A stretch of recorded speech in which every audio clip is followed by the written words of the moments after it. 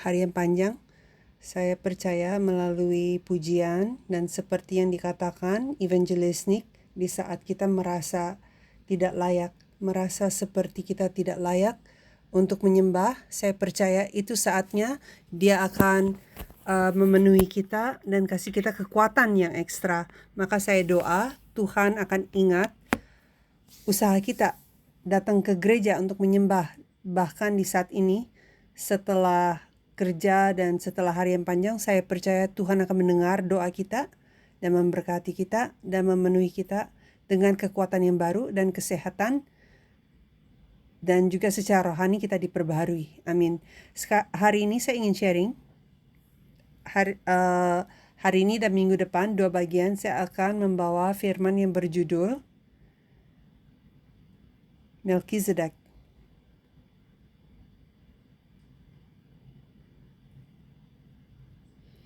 Minggu lalu kita belajar mengenai kedatangan pertama Yesus dan kita belajar tentang Yohanes Pembaptis. Mungkin urutannya agak terganggu karena ada Minggu Sengsara, tetapi melalui Minggu Sengsara dan Jumat Agung saya juga ada sharing mengenai darah Yesus Kristus. Maka di kedatangan pertama, pekerjaan pendamaian di kayu salib adalah finale dari kedatangan pertama, dan udah pasti ada kebangkitan, lalu dia di bumi ini selama 40 hari. Dan waktu dia di bumi, waktu Yesus muncul ke murid-muridnya, dia lanjut untuk memberkati mereka dengan berkata, damai sejahtera bersamamu. Dia memberi damai sejahtera hasil dari kemenangan di kayu salib dan dari kebangkitan. Dan sama seperti dia telah janji sepanjang pelayanannya dan lewat banyak tulisan-tulisan di Alkitab, dia akan kembali. Maka sebagai orang-orang yang sedang menantikan kembalinya Yesus, saya percaya kita harus menerima damai sejahtera itu. Dan kita harus belajar. Dan kita harus belajar untuk menerima hidup kekal yang Tuhan Yesus telah janjikan kepada kita. Maka saya percaya ini adalah bagian dari tugas atau tujuan dari gereja yang sudah mulai dan digerakkan melalui Roh Kudus. Dan dengan melalui percaya firman Tuhan, kita itu sedang menerima firman hidup kekal dan akhirnya kita akan masuk kepada dunia rohani hidup kekal. Amin. Maka mari kita buka ayat pembukaan kita adalah Ibrani pasal 5 ayat 8 sampai 11. Saya bacakan. Dan sekalipun ia adalah anak, ia telah belajar menjadi taat dari apa yang telah dideritanya. Itu ayat 8.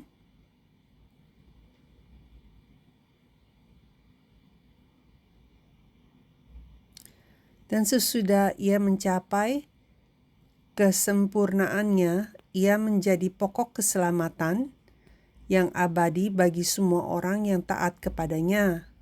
Dan ia dipanggil menjadi imam besar oleh Allah menurut peraturan Melkizedek.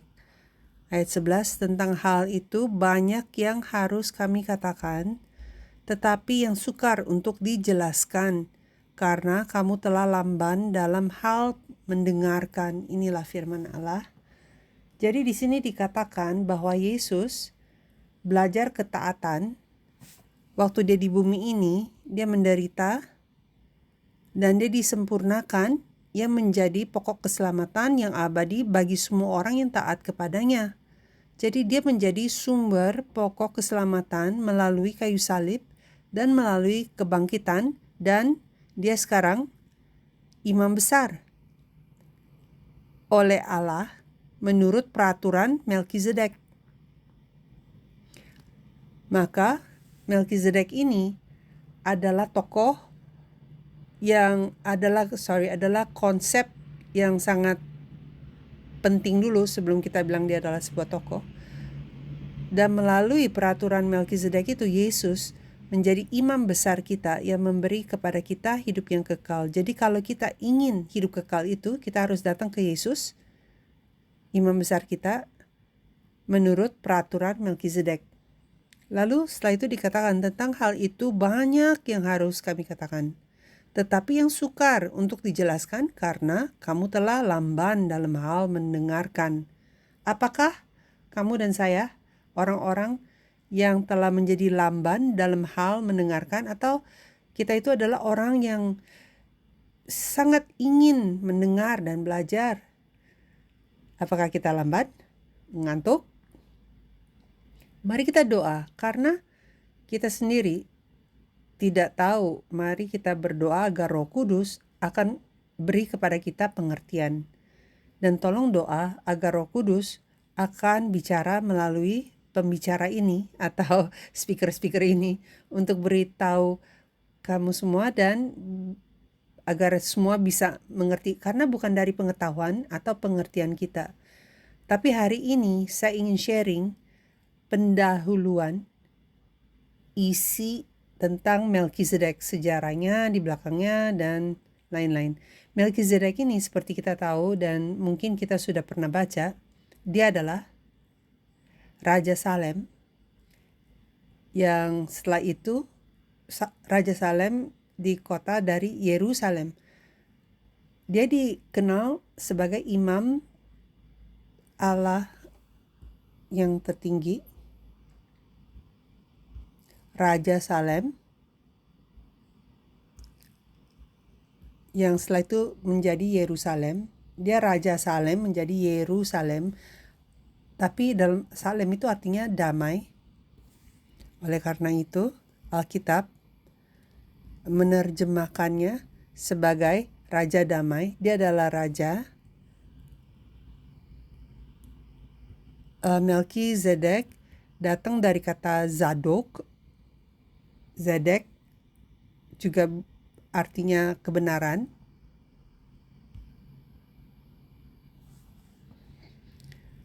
Dan dia dikenal sebagai imam. Imam Allah yang maha tinggi. Imam Allah yang maha tinggi. El Elyon.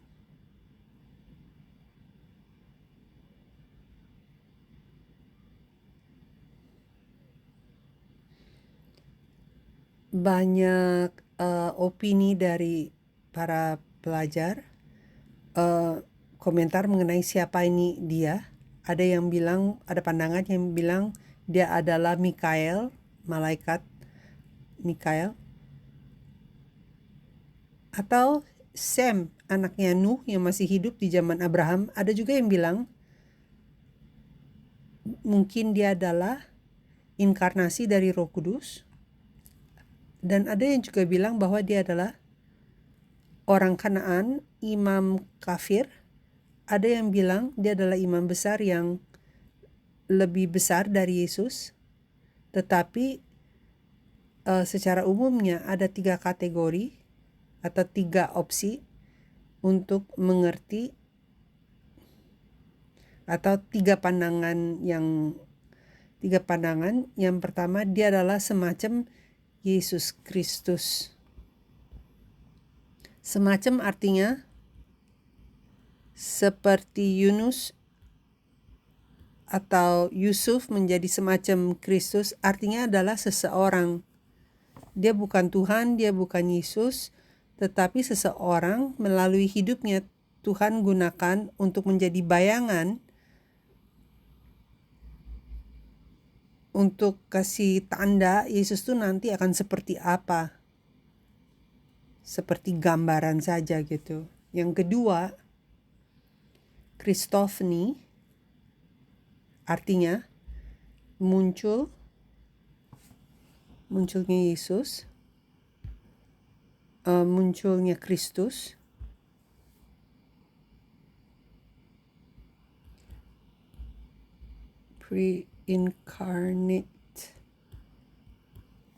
Preinkarnasi atau sebelum menjelma. Berarti Yesus, ada orang yang percaya bahwa Yesus yang datang dan muncul secara menjelma menjadi manusia, muncul ke orang-orang untuk hanya sementara, untuk sebentar saja, untuk tujuan itu aja. Jadi munculnya Mesias sebelum dia menjadi Yesus, sebelum dia menjelma menjadi manusia Yesus. Jadi Kristofani itu adalah satu pandangan lain lagi.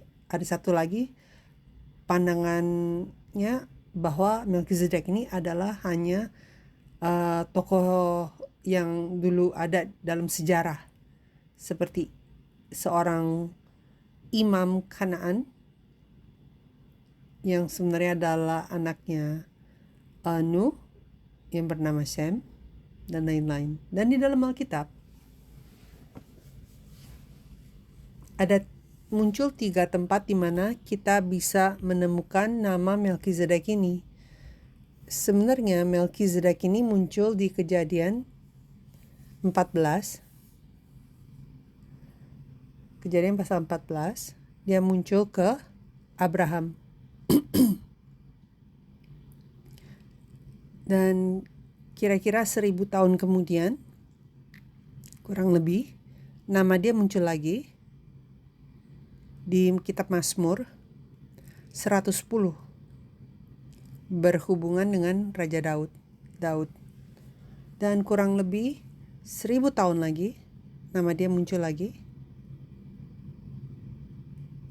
di kitab Ibrani pasal 5 sampai 7.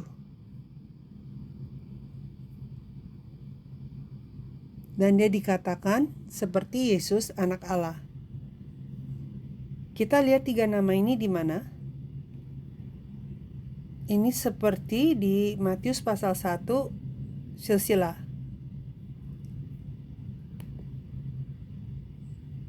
Menunjuk kepada kita bahwa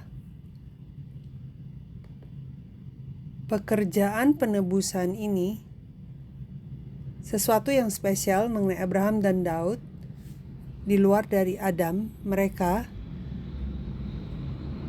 adalah orang-orang yang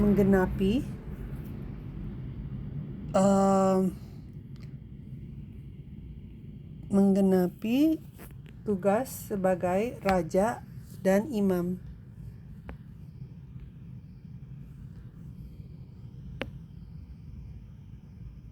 Di Perjanjian Lama,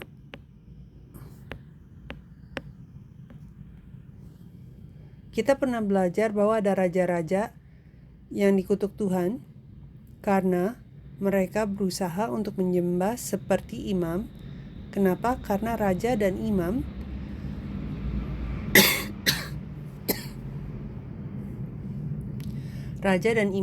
kalau ada 2 posisi itu adalah Tuhan sendiri atau Yesus.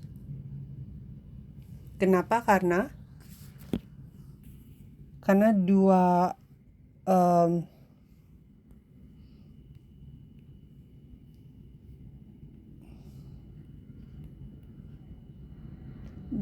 peran ini menunjukkan Tuhan sebagai penebus dan raja segala raja.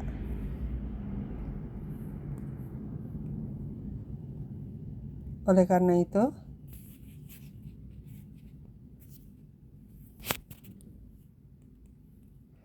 seseorang yang ada 2 tugas itu diberikan sebenarnya aslinya ke Adam, tapi Adam jatuh.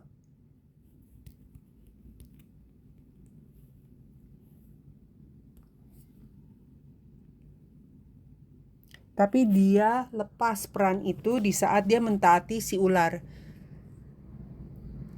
Maka Tuhan janji keturunan perempuan akan datang, dan keturunan perempuan itu Yesus. Dia juga disebut raja dan imam. Dan Melkizedek disebut sebagai raja kebenaran dan raja Salem, tapi di saat yang sama juga disebut sebagai imam Allah Maha Tinggi. Jadi kita bisa melihat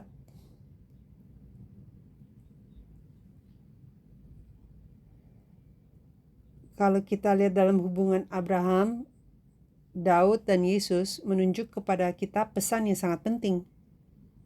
Tetapi sebelum kita masuk ke dalam Alkitab, untuk melihat siapa itu Melkizedek yang kita akan bahas minggu depan, saya ingin memperkenalkan beberapa tulisan mengenai Melkizedek dari ada empat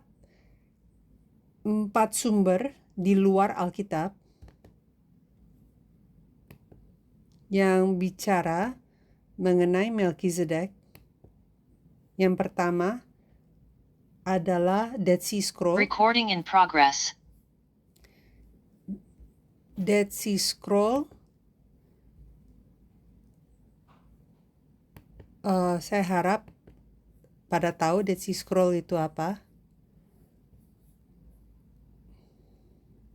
Itu adalah kayak tulisan yang ditemukan dalam goa di Laut Mati, dan di sana sangat kering.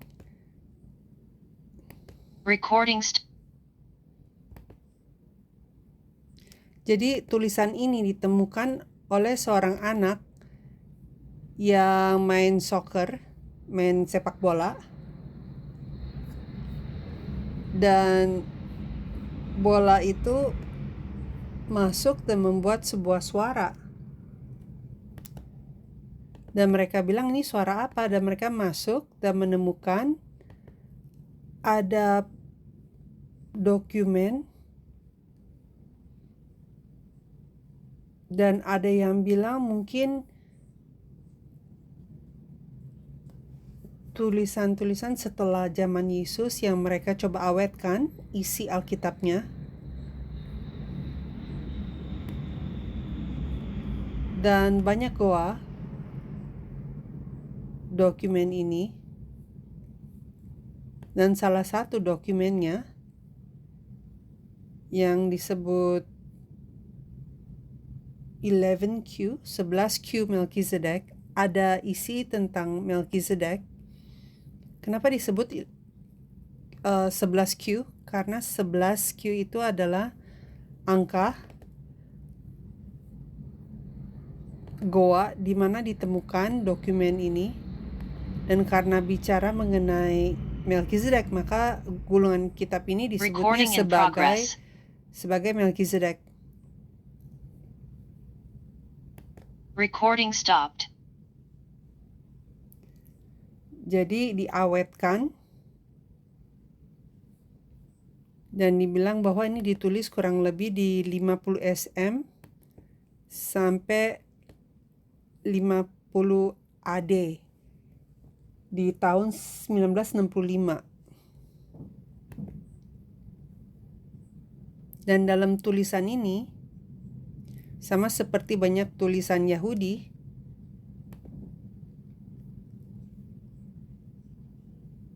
ditulisnya sebagai Yobel, unit Yobel, dan ini ditulisnya di Yobel ketiga.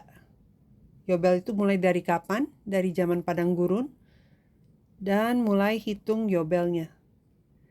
Kita juga bisa hitung ke belakang, tetapi ini bicara mengenai Yobel ke-10, dan menurut pengertian mereka, ini tentang hari-hari akhir. Dan ini bicara mengenai Melkizedek sebagai orang yang akan datang di Yobel ke-10, dan dia adalah perwakilan Tuhan, dan di saat yang sama dia juga disebut sebagai penebus umat Tuhan, dan dia juga muncul di hari pendamaian, yang kalau menurut hari raya Yahudi ini adalah tanggal-tanggal penting dan menunjuk hari akhir penghakiman dan penyelamatan. Maka dia harusnya muncul di hari pendamaian. Dia juga disebut El atau Elohim. Jadi disebut penebus, El dan Elohim kalau menurut dokumen ini. Dan saya menekankan ini di luar dari Alkitab, artinya bukan Alkitab. Jadi percaya atau tidak, saya tidak peduli. Saya cuma kasih tahu informasi bahwa hal-hal ini tertulis di dalam dokumentasi ini. Minggu depan kita akan bahas lebih yang ada di dalam Alkitab. Kemudian, maaf bahasa saya, ada hal yang lebih gila yang muncul di kedua Henok. Jadi ini bagian dari Apokripa yang disebut Midrash. Tulisan Midrash ini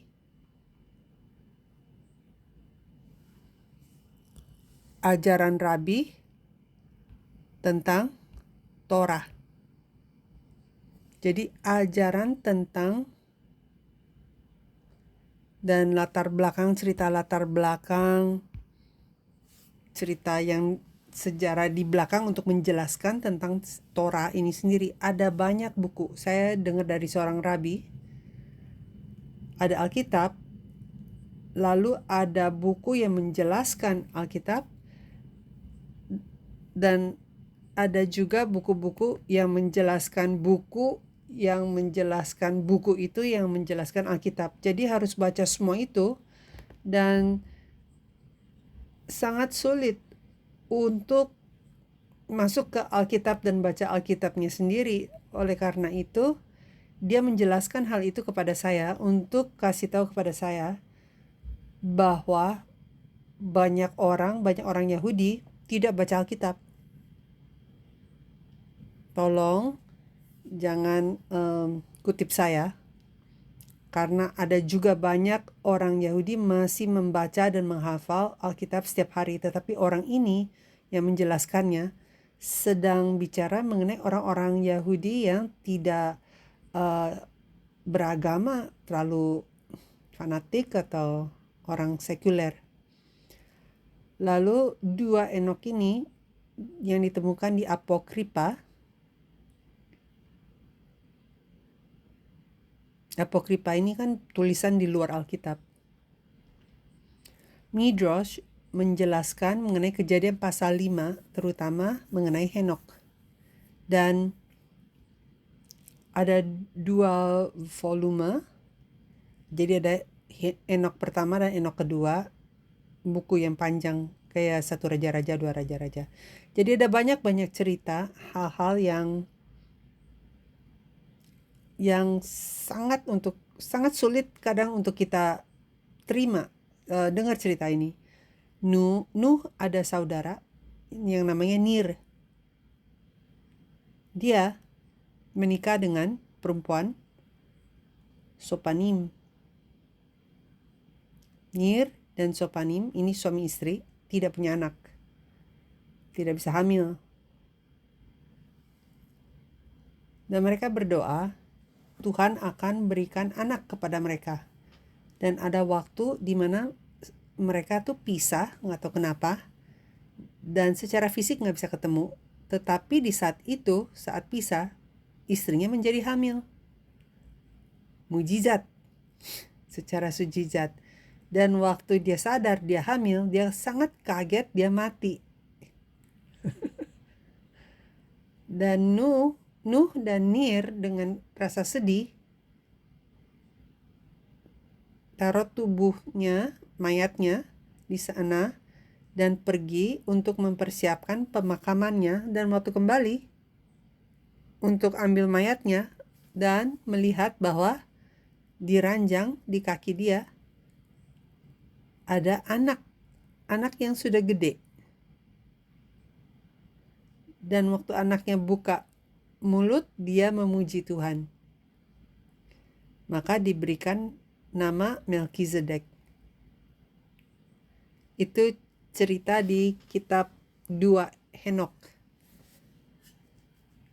Dan malaikat Gabriel datang dan bawa dia ke sorga di waktu air bah, dan setelah air bah dibawa pulang ke bumi.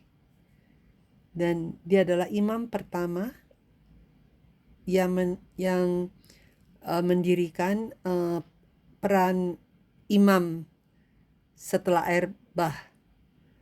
Jadi sekarang ngerti kan kenapa saya bilang ada isi-isi yang nggak tahu bisa diterima atau tidak. Yang ketiga, tulisan Philo. Philo adalah seorang Yahudi, filsafat. Dia berdiam di Mesir di zaman Yesus, dan ada beberapa kepercayaan dan pengertian tentang Melkizedek dari antara orang Yahudi di waktu itu. Lalu ada isi Alkitabiah mengenai apa yang dikatakan Alkitab tentang Melkizedek, dan dari itu semua Philo, kesimpulan dia di tulisan dia bahwa Melkizedek itu adalah Raja Damai, Imam Allah Maha Tinggi, dan dia bilang Melkizedek adalah perwakilan yang nampak dari Logos. Logos yaitu firman. Itu yang dikatakan Philo. Dan yang terakhir, yang keempat, Josephus. Kalian pasti udah pernah dengar nama Josephus. Dia hidup setelah zaman Yesus, tidak terlalu jauh. Dia sangat terkenal. Dia adalah ahli sejarawan yang orang Yahudi. Dia bilang Melkizedek adalah seperti kepala suku atau raja dari anak Kanaan yang setelah itu menjadi Israel dan Yerusalem. Oleh karena itu, dia adalah kepala dan raja tanah di mana orang Yahudi migrasi ke sana. Jadi dia bapak leluhur yang pertama, dalam kata lain. Di saat yang sama, dia adalah raja kebenaran. Dia yang menemukan Yerusalem, dan dia imam pertama manusia, dan dia yang pertama untuk membangun bait suci Tuhan, dan yang merubah Salem menjadi Yerusalem. Maka melihat 4 dokumentasi ini dan melihat apa yang mereka katakan tentang Melkizedek, kita bisa ambil kesimpulan bahwa Melkizedek ini adalah makhluk sorgawi yang datang ke bumi ini, atau dia adalah seseorang yang menjadi perwakilan atau bayangan dari Yesus Kristus dan menjadi perwakilan untuk firman Tuhan. Kalau tanya saya, siapa itu Melkizedek? Fokus saya bukan apakah dia itu Kristofani atau semacam Mesias atau manusia. Yang saya ingin fokus adalah pesan yang Tuhan masukkan ke dalam nama ini dan makhluk ini. Siapa dia dulu tidak sepenting apa pesan atau kenapa dia disebut berhubungan dengan Yesus, dan kenapa dia disebut di kitab Ibrani, kenapa dia disebut di kitab Mazmur, dan kenapa dia datang di Kejadian pasal 14 ke Abraham di saat Abraham mengalahkan 4 raja dan kembali. Maka mari kita sekilas memikirkan tentang apa yang kita perlu mengerti, apa yang Alkitab katakan. Apa yang Alkitab katakan tentang Melkizedek.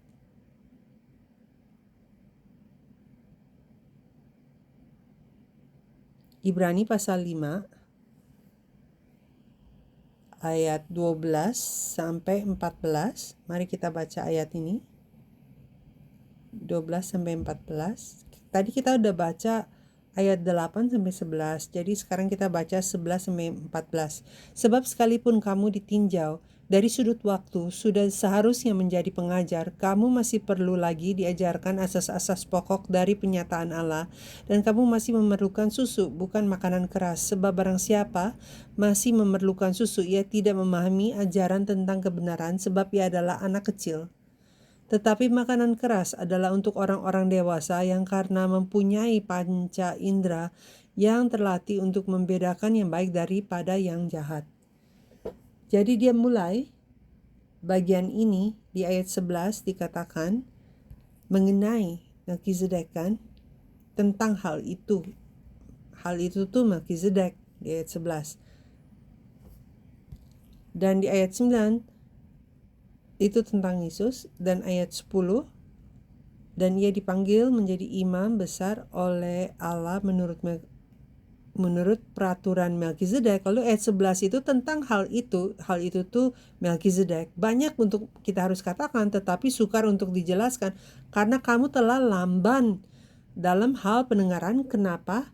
Karena dia bilang, sebab sekalipun ditinjau dari sudut waktu seharusnya udah jadi pengajar, tapi masih perlu asas-asas pokok. Jadi Alkitab kasih tahu kita tentang Melkizedek bahwa kita tidak bisa mengerti tentang Melkizedek kalau iman kita masih bayi dalam iman. Kalau masih butuh susu dan belum bisa mencernakan makanan keras, maka tidak mungkin bisa mengerti.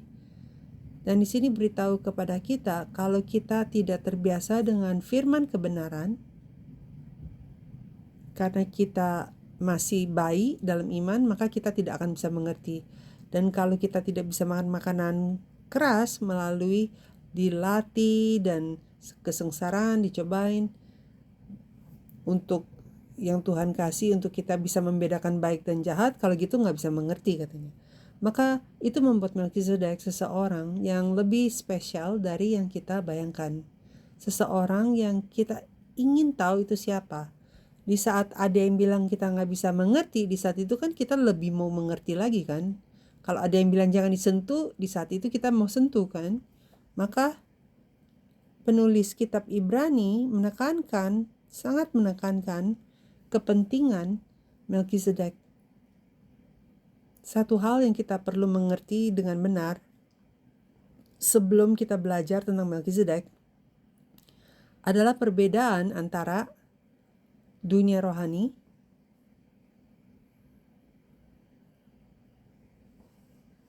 dan dunia fisik. Yesus yang kita kenal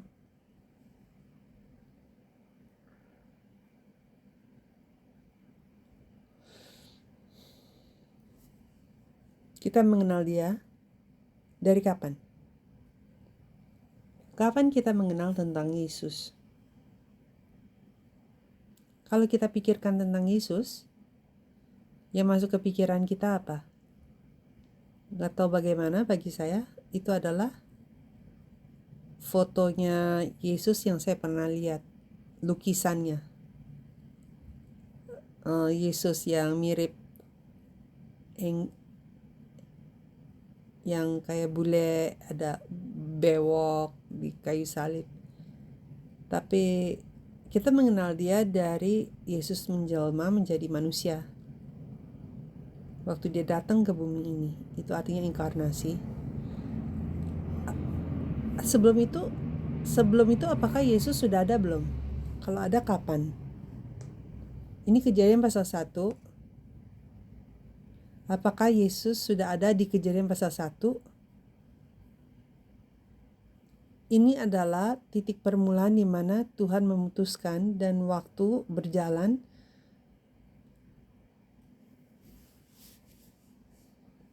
Tetapi semenjak kapan Tuhan itu ada? Bahkan sebelum kan, selamanya kita nggak bisa bilang ada satu titik di dalam waktu di mana Tuhan itu mulai untuk ada. Tuhan itu dari dulu ada. Tuhan itu dari dulu ada sampai sekarang ada dan ke depan pun akan ada. Jadi ini adalah titik di mana Tuhan bekerja di dunia ini, Kejadian pasal 1. Tetapi Yesus, bahkan sebelum itu pun, kita menyebut dia Yesus hanya semenjak dia menjelma menjadi manusia. Namanya Yesus artinya apa?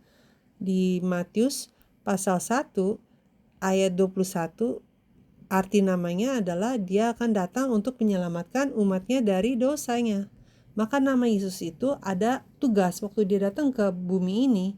dia ada tujuan untuk menyelamatkan orang yang berdosa, maka namanya Yesus. Jadi apakah nama dia Yesus di Kejadian pasal 1?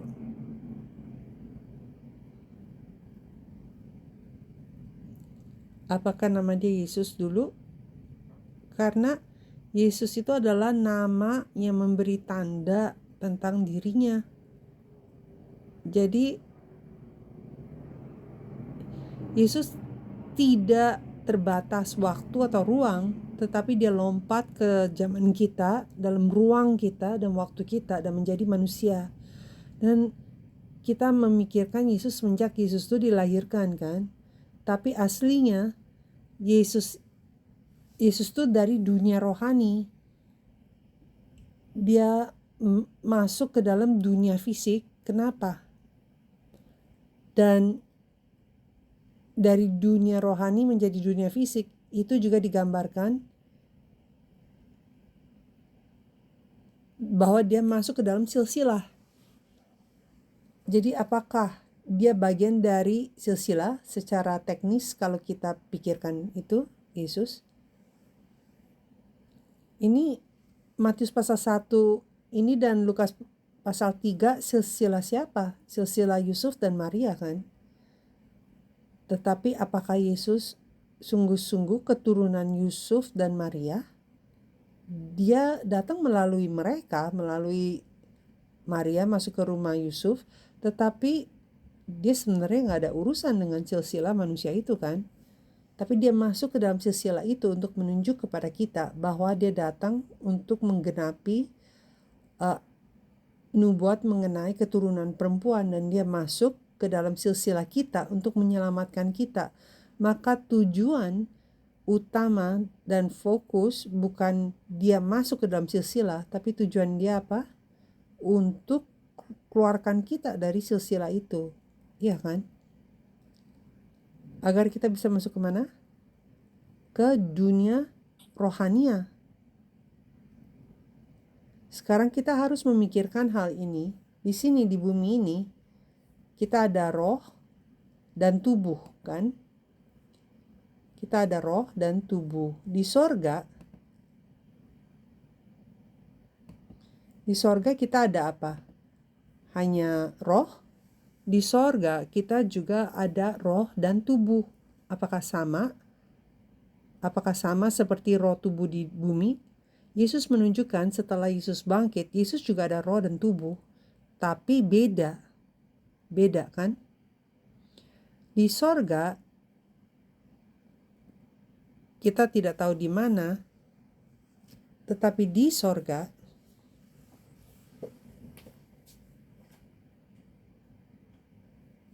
roh itu lebih kuat dari tubuh. Tapi di bumi ini tubuh lebih kuat dari roh. Itu sebabnya Rasul Paulus berseru. Dia bilang roh itu menuntun kepada hidup kekal, tapi tubuh itu kedagingan, bawa kita kepada kematian. Maka kita harus nurut kepada roh. Kadang roh dan tubuh itu terpisah, itu disebut kematian. Tapi di akhirnya akan menjadi satu lagi di saat Tuhan kembali. Iya kan? Dan apa yang kita ingin mencapai adalah tidak pernah terpisah, tetapi roh dan tubuh itu selalu jadi satu. Dan itu yang kita sebut ubah dan hidup kekal. Hidup kekal. Maka itu adalah konsep yang sangat dasar. Nanti saya akan menjelaskan ini ulang minggu depan. Sebelum kita masuk ke isi mengenai apa yang Alkitab katakan mengenai Melkisedek, saya doa dan mari kita sungguh-sungguh doa. Bahkan di bumi ini, Yesus sudah menunjukkan kepada kita bahwa tubuh kita bisa mengikuti roh. Jadi semoga diri kita menjadi sebuah diri di mana roh itu agar tubuh mengikuti roh Allah. Bukan roh itu dipaksa untuk ikut tubuh. Dan ingat, tujuan Yesus datang ke bumi ini adalah itu, untuk bawa kita ke dunia rohani. Mari kita doa. Tuhan Allah Bapa, terima kasih Engkau telah berikan waktu ini untuk memikirkan Melkisedek. Dan meskipun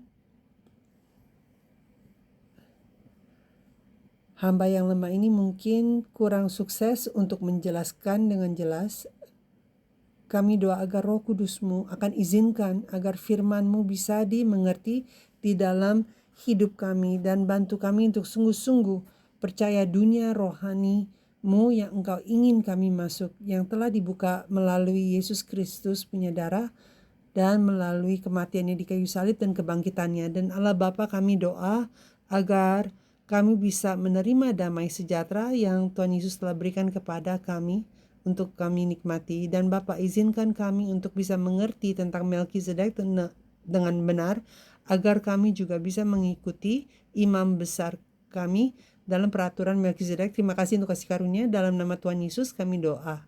Amin. Mari kita ucap syukur kepada Tuhan.